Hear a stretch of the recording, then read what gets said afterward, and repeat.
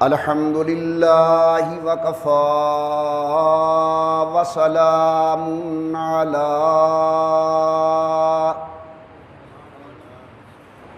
سید الرسل وخاتم الانبیاء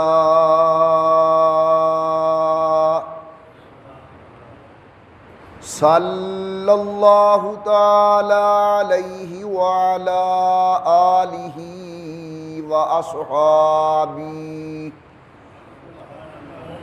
وأصحابه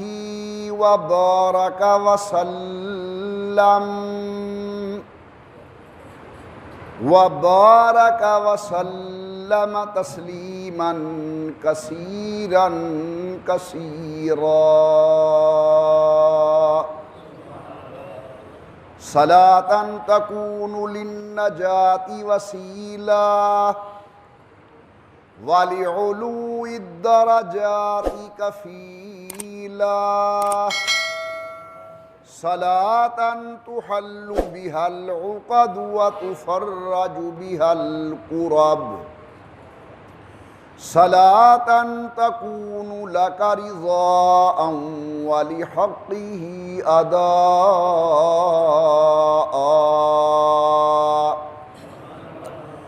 فقد قال الله تبارك وتعالى في القرآن المجيد والفرقان الحميد أعوذ بالله من الشيطان الرجيم بسم الله الرحمن الرحيم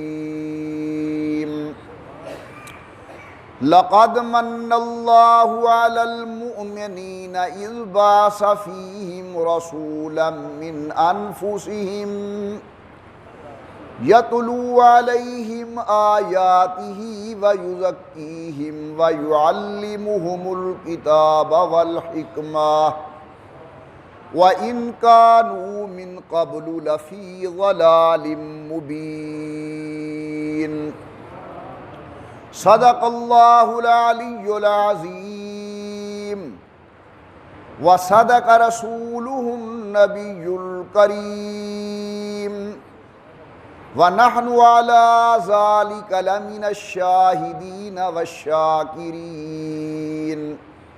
والحمد لله رب العالمين إن التيا ريح الصبا يوما إلى أرض الحرم إن التيا ريح الصبا يوما إلى أرض الحرم بلغ سلامي روضة فيها النبي المحترم ما إن مدحت محمدا بمقالتي لكن مدحت مقالتي بمحمدي اللهم صل على محمد وعلى آل محمد وصحاب محمد وأزواج محمد وبارك وسلم۔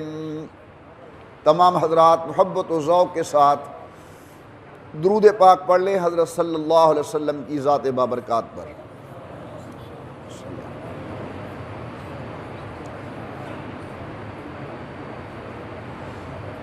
اللہ تبارک و تعالیٰ کی بے انتہا حمد و توصیف، سرور کائنات مفخر موجودات، رحمت للعالمین مراد للمشتاقین، امام الانبیاء والمرسلین،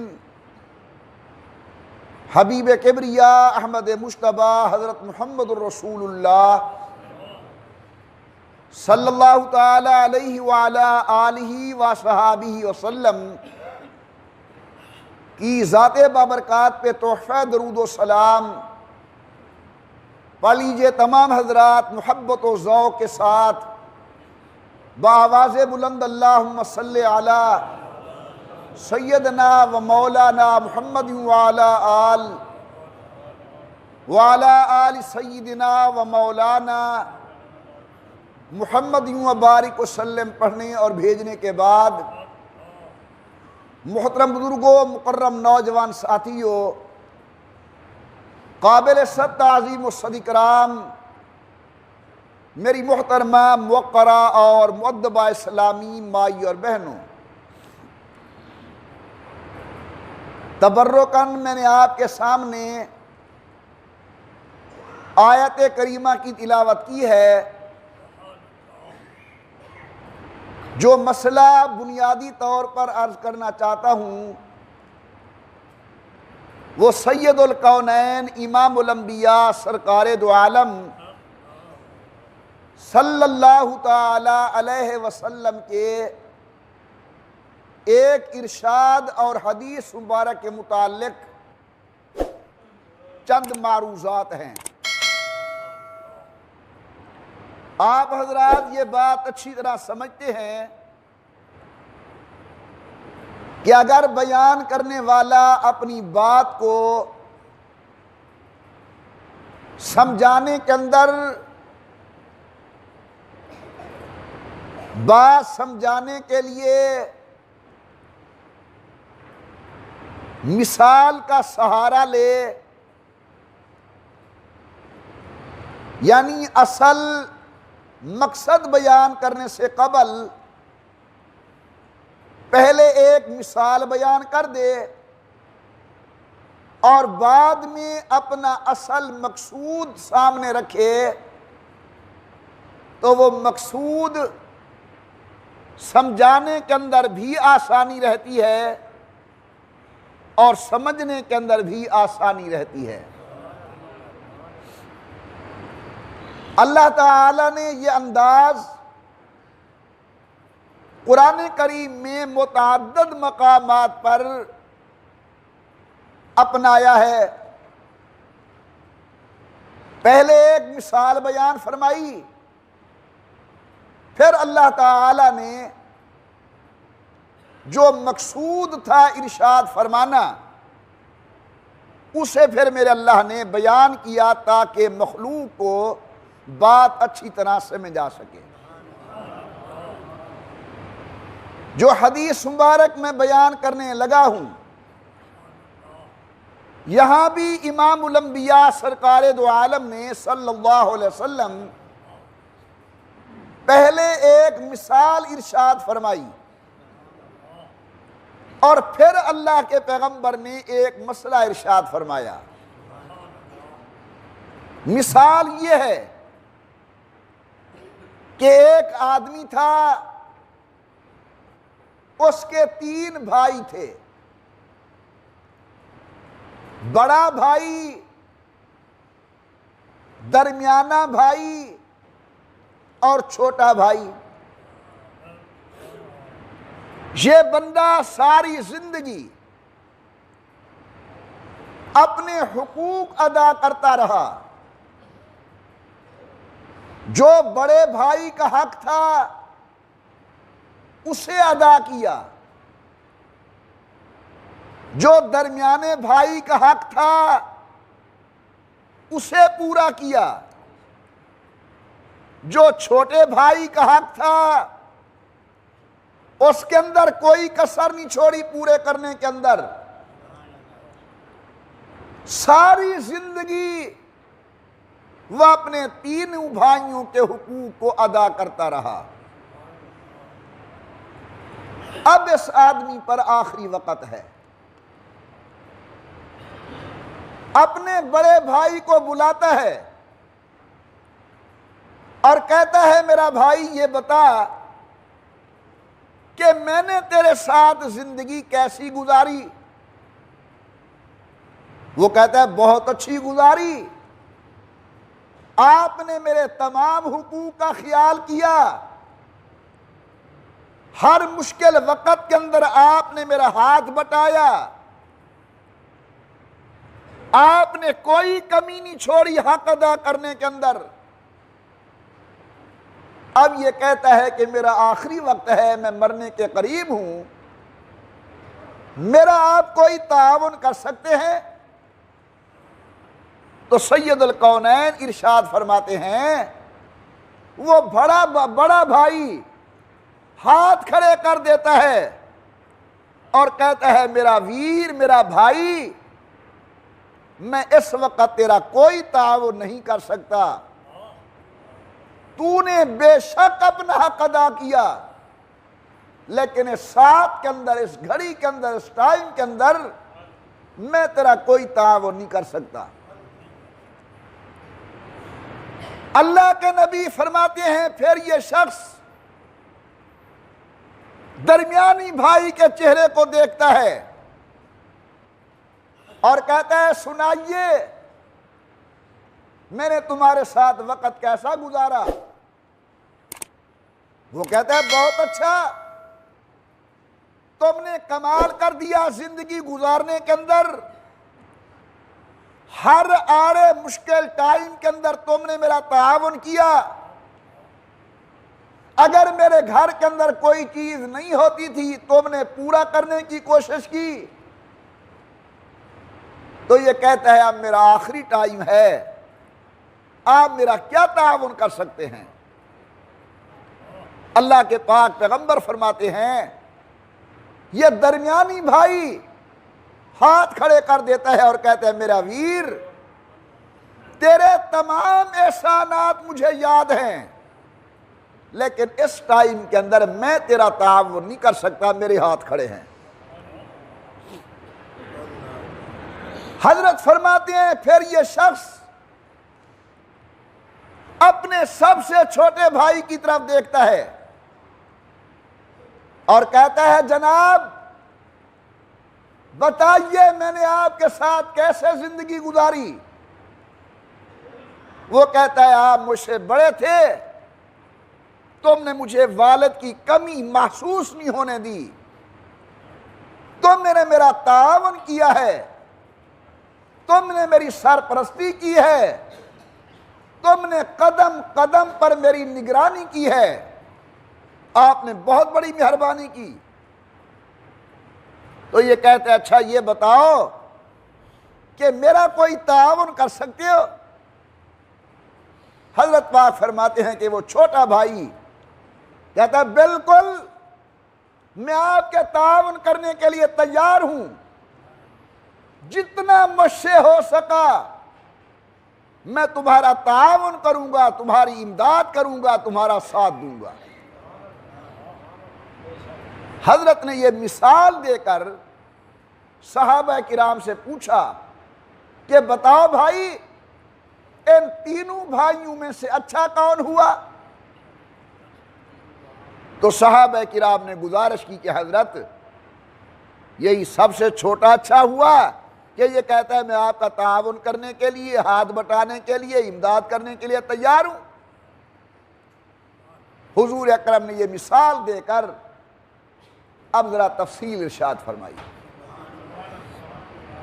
فرمایا بڑا بھائی یہ حقیقت کے اندر مثال تھی اپنے رشتہ داروں کی، گھر والی، اولاد، چچا، والد، ماں، انسان سب کچھ ان کے لیے کرتا ہے، لیکن مشکل گھڑی کے اندر موت کے وقت ان میں سے کوئی بھی اس کا تعاون نہیں کر سکتا سوائے اس کے کہ آنکھوں میں آنسو ہوں اور زبان پر انا للہ و انا الیہ راجعون کے جملے ہوں۔ حضرت فرماتے ہیں درمیانہ بھائی یہ مثال ہے مال و زر کی، جسے دن رات اس نے کمایا، سردی و گرمی کی پرواہ نہ کی، سفر و حضر کا خیال نہ کیا، صحت و مرض کی پرواہ نہ کی، وہ دن رات ٹکا پیسہ جمع کرتا ہے، لیکن جب اس کا آخری وقت ہوتا ہے وہ اپنے مال کی طرف دیکھتا ہے کہ میرا تو کیا تعاون کر سکتا ہے؟ مال کہتا ہے میں تیرا کوئی تعاون نہیں کر سکتا سوائے اس کے کہ کفن کی چادریں مل جائیں گی اور قبر بنانے والے کی مزدوری میں ادا کر دوں گا۔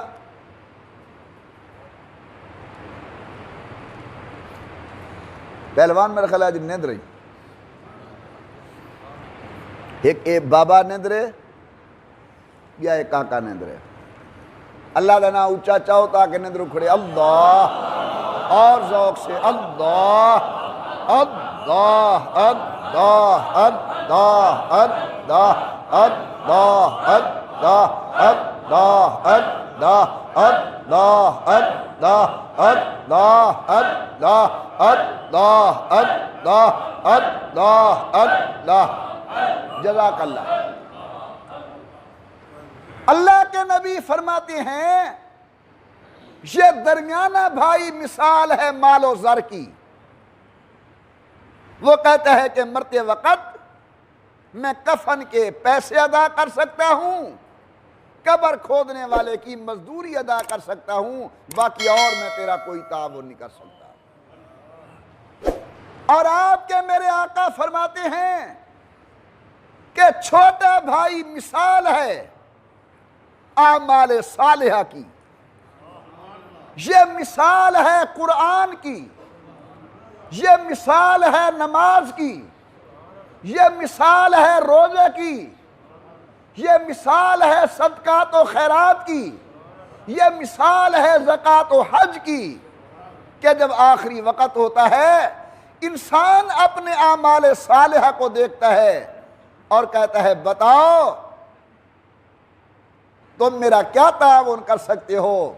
قرآن کہتا ہے میرا بھائی اللہ کا بندہ جو حق تھا وہ تو نے ادا نہیں کیا، لیکن میں تیرا ہر قدم پر تعاون کرنے کے لیے تیار ہوں۔ تو قبر میں بعد کے اندر جائے گا، میں پہلے وہاں موجود ہوں گا، پل صراط پر تو بعد میں جائے گا، میں وہاں پہلے تیری انتظار کروں گا، بوقت موت تیرے اوپر فرشتہ بعد میں آئے گا، میں رحمت کا سایہ پہلے سے کرنا شروع کر دوں گا۔ تو میرے محترم دوستو، بھائیو اور عزیزو، اللہ کے پیغمبر نے عبادات کی اہمیت کو بیان کیا یہ مثال دے کر کہ جن عبادات کو آپ اور یہ عاجز معمولی سمجھ کر بے توجہی کے ساتھ ادا کرتا ہے، قبر کے اندر بھی یہی عبادات قائم آئیں گی، موت کے وقت بھی یہ عبادات کام آئیں گی، اور میدان قیامت کے اندر بھی قرآن اور عبادات صالحہ کام آئیں گی۔ آج میری نظر کے اندر عزت اس شخص کی ہے جو مال و زر رکھتا ہو، جناب کی نظر کے اندر جس کی گاڑی بڑی ہو، مکان بڑا ہو، برادری بڑی ہو، بینک بیلنس بڑا ہو۔ آئیے ذرا اللہ کے قرآن سے پوچھیں، اللہ کا قرآن تو بتا تیرے ہاں عزت والا کون ہے، شرافت والا کون ہے، مقام والا کون ہے، مرتبہ کس کا ہے اللہ کی نظر کے اندر اور اللہ کے محبوب کی نظر کے اندر؟ سنیے قرآن۔ پروردگار عالم نے فرمایا ان الذین آمنوا وعملوا الصالحات، وہ لوگ جو ایمان لے آئے اور اعمال صالحہ کیے، یعنی دل کے اندر نور ایمان تھا، عمل کے اندر سید القونین کی سنت تھی، نمازیں پڑھتا تھا، قرآن کریم کی تلاوتیں کرتا تھا۔ ان الذین آمنوا وعملوا الصالحات، وہ لوگ جو ایمان لے آئے اعمال صالحہ کیے، اللہ فرماتے ہیں اولئک ہم خیر البریہ، یہ ہیں عزت والے، شرافت والے، مقام والے۔ میرے محترم دوستو، دنیا کی عزت کوئی عزت نہیں، عزت یہ ہے کہ مرتے وقت کلمہ نصیب ہو جائے، عزت یہ ہے کہ جب آپ کا میرا آخری وقت ہو، حضرت سیدنا اسرائیل علیہ السلام آ کر یہ پیارا پیغام دیں کہ یا ایتھا النفس المطمئنہ ارجعی الی ربک راضیۃ مرضیہ فادخلی فی عبادی وادخلی جنتی۔ عزت یہ ہے کہ قبر کے اندر جب اللہ کے ملائکہ سوال کرنے کے لیے آئیں تو وہ جواب دیں نم کا نومت العروس، یوں اپنی قبر کے اندر سو جا جس طرح دلہن اپنی سیج پر سوتی ہے۔ سبحان اللہ، عزت یہ ہے کہ میدان قیامت کے اندر اللہ رحمت کی نظر ڈالیں، اللہ میاں مغفرت کی معاملہ فرمائیں۔ بہت لوگ ایسے ہوں گے دنیا کے اندر جن کی لوگ عزتیں کیا کرتے ہوں گے، لیکن میدان قیامت کے اندر ان کا پرسان حال کوئی نہیں ہوگا۔ ہمارے ایک شاعر تھے جناب کمتر صاحب، سرائکی کے اندر بہت بڑا اچھا کلام ہے ان کا، فرمایا کرتے تھے کئی شہنشاہ اتھاں کمدے حسن، کئی شہنشاہ اتھاں رولدے حسن، کئی غریبیں دے مل اسلی پوسن۔ کئی بڑے بڑے لوگ جو دنیا میں اپنی قومیت کی بت کی پوجا کرایا کرتے تھے، جو دنیا کے اندر اپنی عزت و شہرت مال کی پوجا کروایا کرتے تھے، میدان قیامت کے اندر ان کا کوئی پرسان حال نہیں ہوگا۔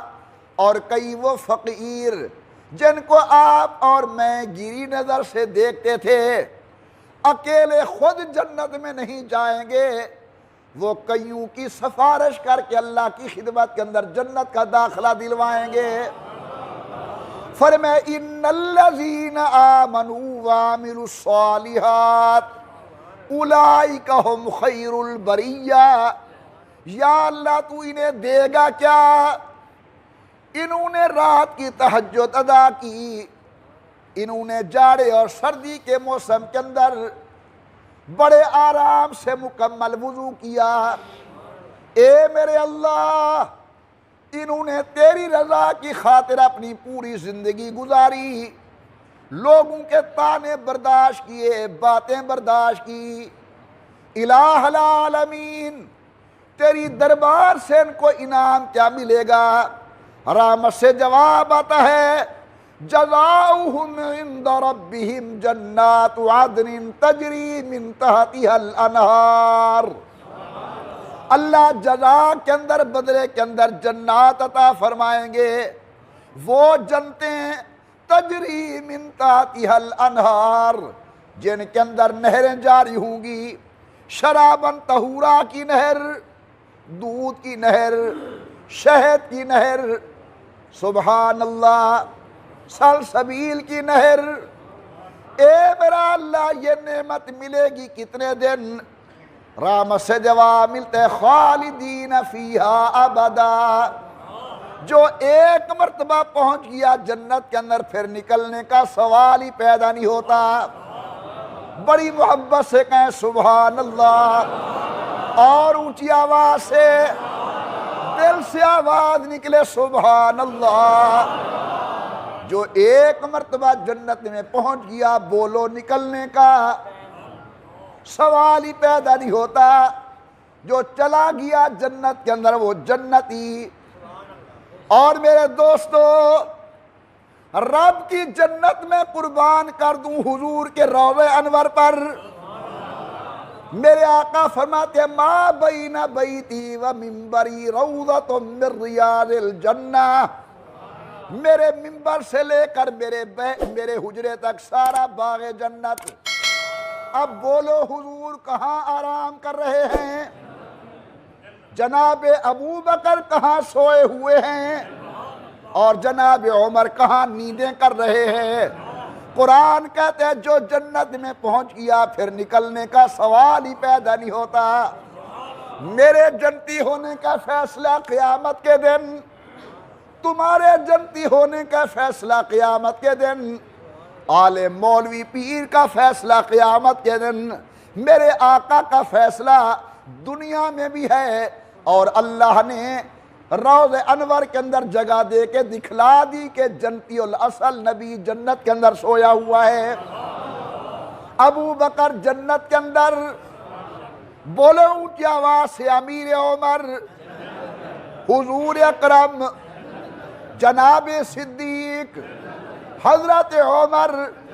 قرآن کہتا ہے منہا خلقناکم وفیہا نعیدکم ومنہا نخرجکم تارۃ اخری۔ جہاں سے کسی کا خمیر اٹھایا جاتا ہے اسے پھر وہی دفن کیا جاتا ہے۔ خمیر پاکستان کا، دفن پاکستان کے اندر، خمیر سعودی عرب کا، دفن سعودی عرب کے اندر، خمیر چائنا کا، دفن چائنا کے اندر۔ 1-2 سال قبل کوٹدو کے اندر چائنا کی جماعت تبلیغی آئی ہوئی تھی، یہاں ان کا آدمی فوت ہو گیا، پلا چائنا میں، بڑا چائنا میں، زندگی چائنا میں، لیکن خمیر کوٹدو کا تھا، دفن کوٹدو کے اندر۔ تو جہاں سے کسی کا خمیر اٹھایا جاتا ہے اسے پھر وہی دفن کیا جاتا ہے۔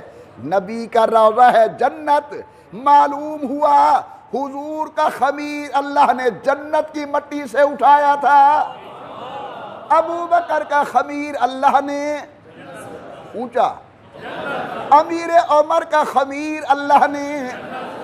حضور کہاں سو رہے ہیں؟ ابو بکر، عمر، جو لاہور میں رہنے والا ہو کہو گے لاہوری، جو ملتان کے رہنے والا ہو کہو گے، جو فیصل آباد کے رہنے والا ہو کہو گے، جو کوٹدو یا مظفر گڑھ کے رہنے والا ہو کہو گے مظفر گڑھی، اور جو جنت کے رہنے والا ہوگا کہو گے جنتی۔ حضور کون؟ صدیق کون؟ عمر کون؟ فرمایا خالدین فیہا ابدا، جو ایک مرتبہ پہنچ گیا نکلنے کا سوال ہی پیدا نہیں ہوتا۔ اور سب سے بڑا انعام فرمایا رضی اللہ عنہم ورضوا عنہ، اللہ ان سے راضی ہو گئے، وہ اللہ سے راضی ہو گئے۔ تو واجب الاحترام بزرگوں، ہمارے ہاں عزت دنیا کی چیزوں کی ہے، اللہ اور اللہ کے حبیب کے ہاں عزت اس کی ہے جس کے دل کے اندر نور ایمان ہو، جس کے عمل کے اندر سید الکونین کی سنت مبارکہ ہو۔ آج ہم نے جس قرآن اور نماز کو چھوڑ دیا ہے، یاد رکھیں مرتے وقت اور مرنے کے بعد قبر کے اندر اور کل انشاءاللہ قیامت کے اندر انسان کو یہ اعمال صالحہ کام آئیں گے، تعاون کریں گے، ساتھ دیں گے۔ قرآن کریم کی ایک سورت ہے جس کا نام ہے سورت ملک، اس کے کئی نام ہیں، اس کا نام ہے سورت ناجیہ، نجات دینے والی، سورت منجیہ۔ میرے اور آپ کے آقا فرماتے ہیں جو آدمی روزانہ شام کو سورت ملک پڑھ کے سوئے گا، جب یہ قبر کے اندر جائے گا تو جس طرح خطرے کے وقت مرغی اپنے بچوں کو پروں میں چھپا لیتی ہے، یوں سورت ملک آ کر اپنے ساتھی کو، اپنے دوست کو ہر طرف سے گھیر لے گی اور فرشتوں کو کہے گی تم اس سے سوال نہ کرو، جاؤ اس کی سفارش میں کر رہی ہوں۔ امام الانبیاء سرکار دو عالم نے فرمایا جو شخص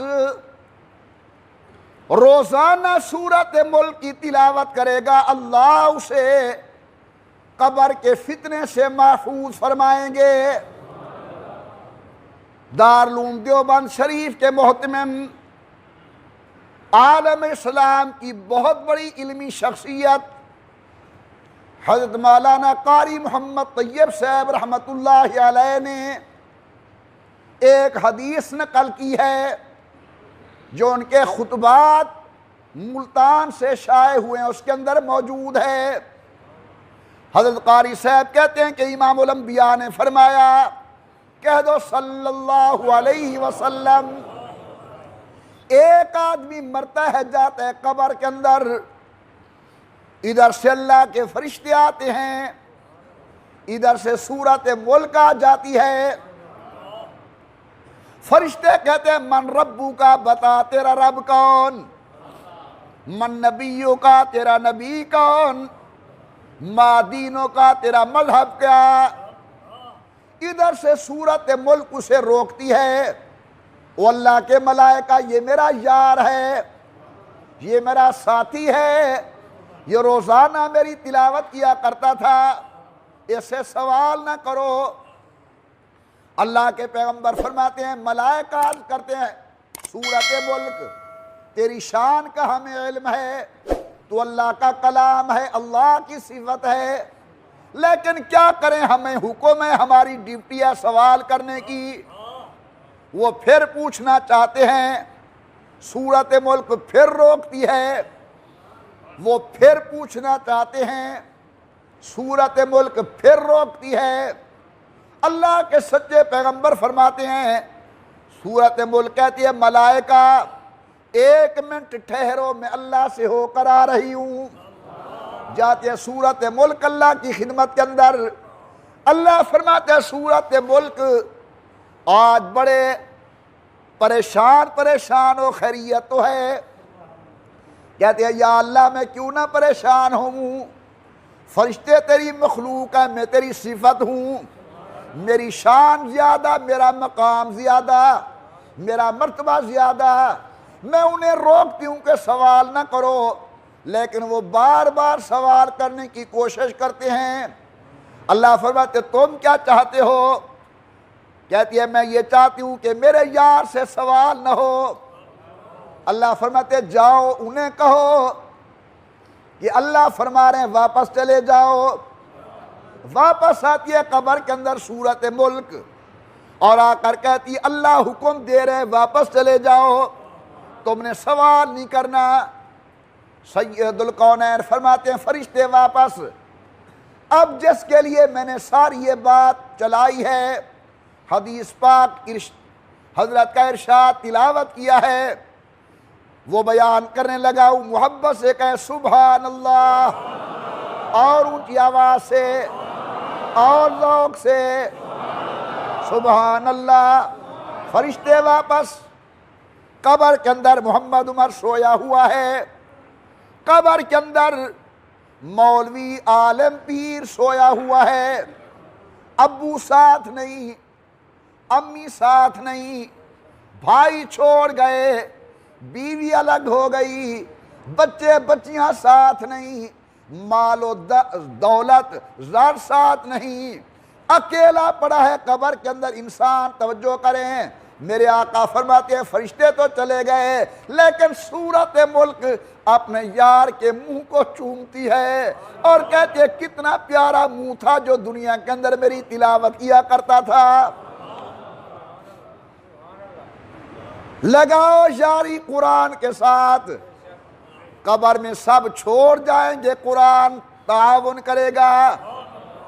سرائکی کے پتہ نہیں کس شاعر کا جملہ ہے، یہ یاری رب رحمان والی، باقی یاریاں سب خواریاں نہیں، دنیا کی یاریاں جواب دے جاتی ہیں، قبر کے اندر قرآن اور خدا کی یاری کام آتی ہے۔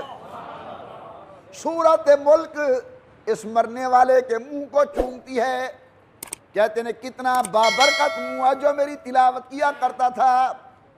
سورت ملک مرنے والے کے سینے کو چومتی ہے، کہتے ہیں کیسا عظمت والا سینہ ہے جو مجھے یاد رکھتا تھا۔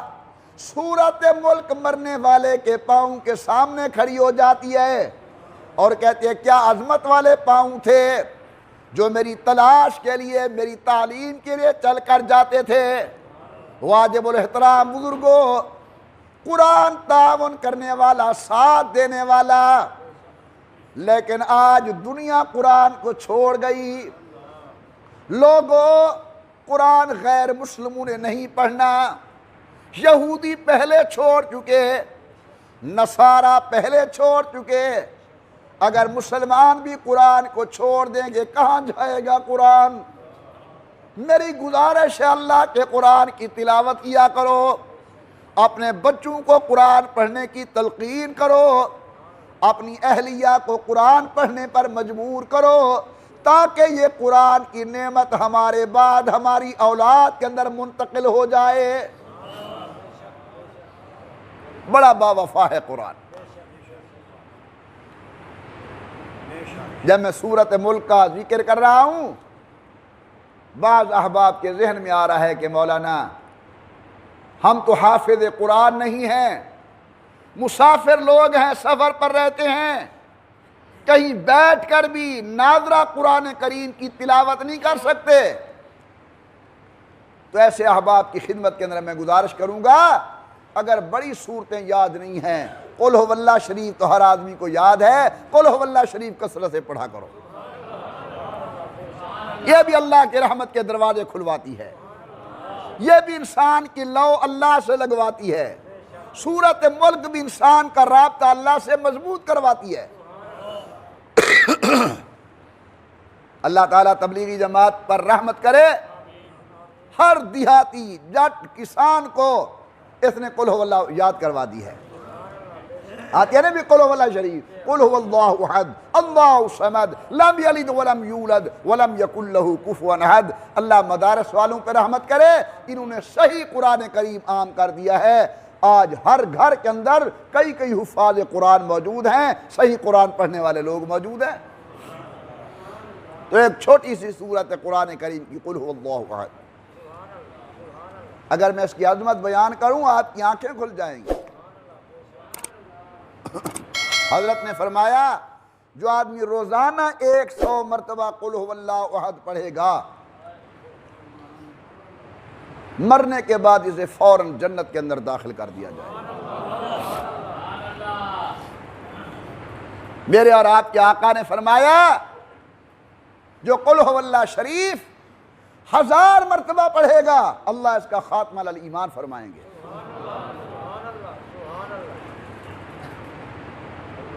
جو لوگ حج یا عمرہ کر رہے ہیں انہیں پتہ ہے مدینہ عالیہ کی آبادی سے باہر ایک مسجد ہے جسے مسجد قباء کہا جاتا ہے، قباء شریف۔ جو آدمی صبح سویرے وہاں جائے، نماز پڑھے اور واپس آئے، اللہ مقبول عمرے کا ثواب عطا فرماتے ہیں۔ حضور اکرم صلی اللہ علیہ وسلم تشریف لے جایا کرتے تھے قباء شریف، یہ اول مدینہ ہے۔ حضرت جب ہجرت کر کے تشریف لائے تھے مکہ مکرمہ سے، پہلے آپ نے قیام مدینہ شریف سے آنے سے پہلے قباء شریف میں کیا تھا۔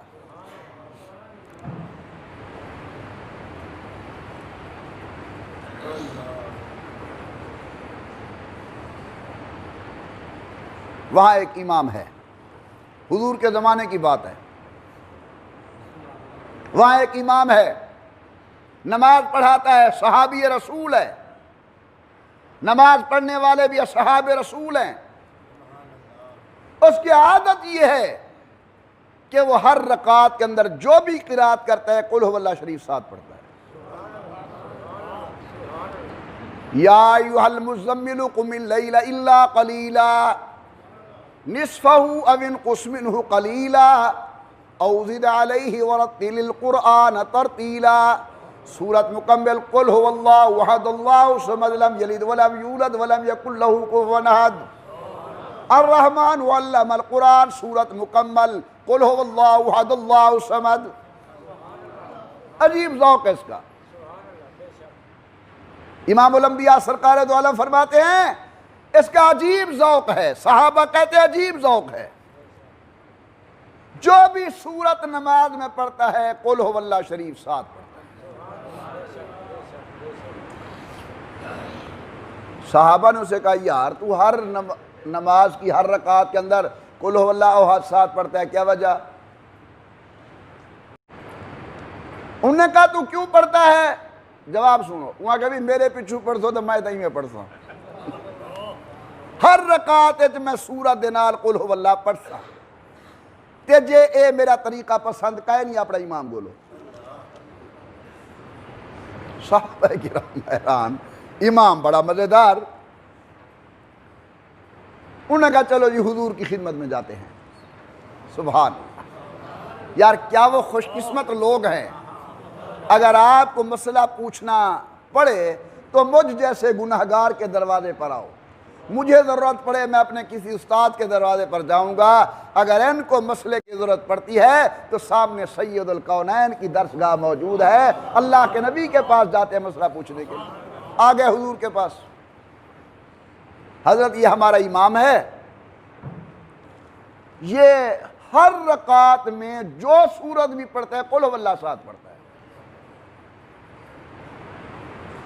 جیسا کہ کیوں پڑھنی اگو تڑیائی نال لیں دے. نبی کریم صلی اللہ علیہ وسلم تو شفقت و پیار محبت کی حد تھے. فرمایا واقعی وہاں کسی جیا کیوں پڑھتی؟